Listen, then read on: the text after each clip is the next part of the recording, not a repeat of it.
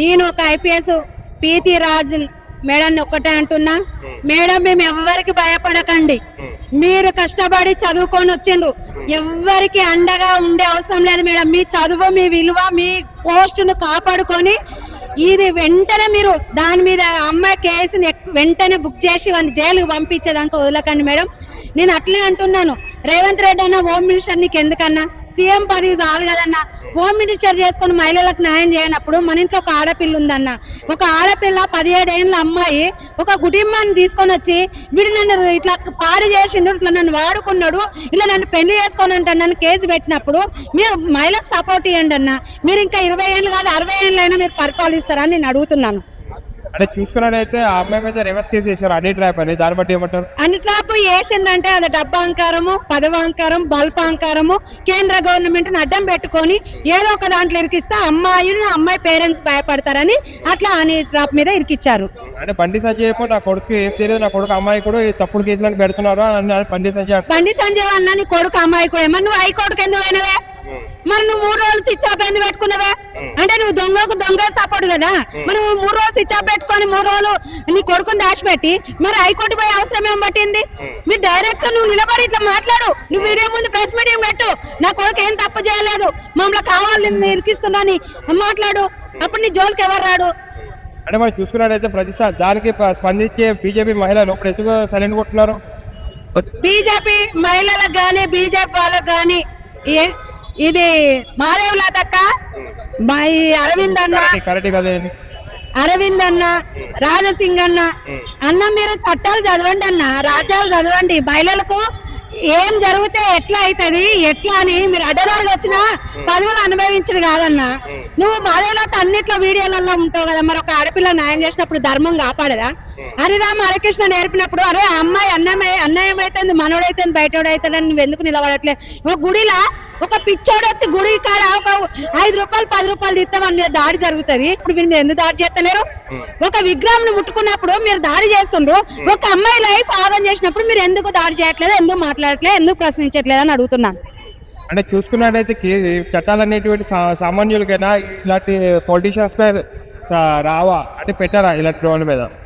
పెట్టడానికి దమ్ము ధైర్యం ఉన్నది డిపార్ట్మెంట్ లో ఒత్తిడి జరుగుతుంది.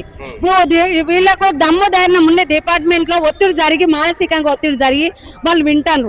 అయితే నేను ఒకటే అంటున్నా, ఆ రోజు సజ్జనర్ సార్ ఉన్నప్పుడు న్యాయం జరిగిందా ప్రియాంక రెడ్డి? మరి ఇప్పుడున్న గవర్నమెంట్ ఏం చేస్తుంది? ఎవరిని తొత్తులే మారుతుంది?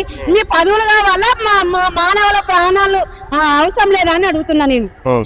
అంటే ఫైనల్ గా ఏం చెప్తారు? నేను ఒకటే అంటున్నాను, బాధ్యత కుటుంబానికి అండగా ఉండాలి. ఈ కేసు వెంటనే వాడు రాజీనామా చేయాలి, బండి సంజీవ్ అన్నటోడు రాజీనామా చేయాలి, వాళ్ళ కొడుకును అప్పచెప్పాలి. బేసెద్దిగా మేము చెప్తున్నాము. ఈ రంగులు పూసి ఒక బీఆర్ఎస్ వాళ్ళే వస్తున్నాను కదా, అన్ని ప్రజా సంఘాలమంతా ఏకతాటిగా ఒకటైనము. నువ్వు కప్పు పుచ్చుకుంటే ఊకునేది లేదు అని చెప్పి నేను హెచ్చరిస్తున్నాను.